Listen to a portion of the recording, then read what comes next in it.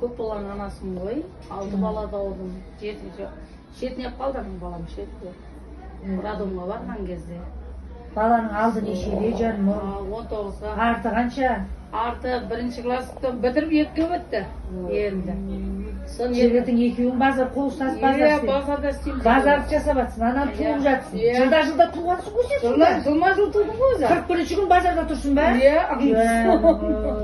Сол тудық қой соны. Алтын Ордада істеймін өзім. Әй, медаль берді ма өкімет?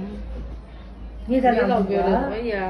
Үй берді ма өкімет? Үй не алмады өзіміз салдық. Не қылсай соны? Не қылшы? Біз не қылмадық енді көп бала таппады. Сендер не қылыңдаршы? Жаным.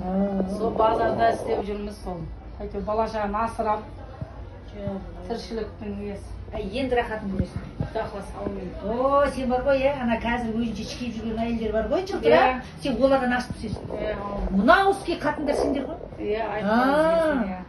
Сол үшін сізден кездескенмеш қуанып, жүрегім жарылып.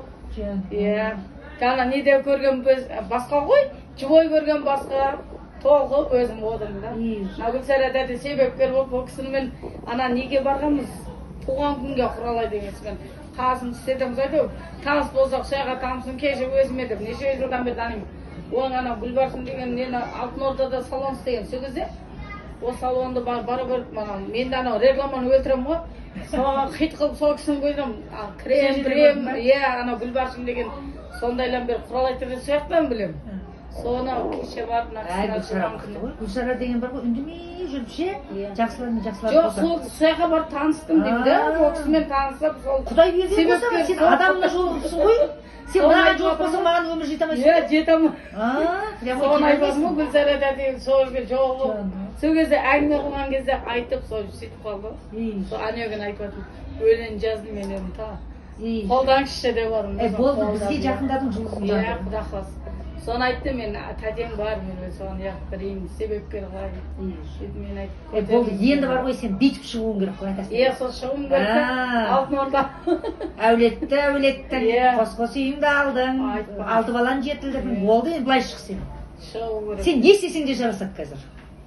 Сальто тастасаң да шпагатқа отырсаң да ешкім білмейді. Дұрыс етесің. Бала-шағам туды. Тым бітірмей шпагатқа отырып жатыр ғой. Қыз кезінде қызғатын киноларға индемеден өлтіріп ойнаймын, ана кемпірлердің рөлін жақсы ойнайтын. Соны енді қош, маған шешем айтады. Сен картегенді құтырайын деп, қаяқтан картегенде 50-ге 60-ға енді құтырып жатыр ғой десем. Өмірің енді басталды сенің. Мен айттым, тудым, бәрін істедік, қиыншылықты да көрдік, аштық та көрдік, тоқтық та көрдік, әйтеуір бәрін көрдік енді. Баланы да тудым, енді не керек енді, осы қайтан өнерімді бастайын дедім. Сөйтіп қайтан өнерімді.